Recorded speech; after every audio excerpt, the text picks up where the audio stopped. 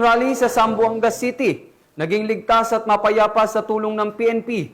Yan ang hatid ni Patrolwoman AJ Cortez.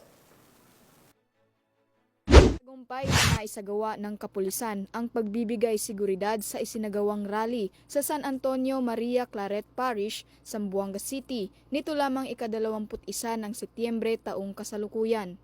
Pinangunahan ng mga tauhan ng Zamboanga City Police Office sa pamumuno ni Police Colonel Fidel B. Fortaleza Jr. ang nasabing pagbibigay ng seguridad sa pamamagitan ng mahigpit na pagbabantay at maayos na koordinasyon, natiyak ang kapayapaan at kaayusan sa buong aktibidad. Ang nasabing seguridad ay nagbigay katiyakan na ligtas ang mga dumalo at naidaos ang pagtitipon ng mapayapa, walang naitalang anumang insidente na nakaapekto sa daloy ng programa.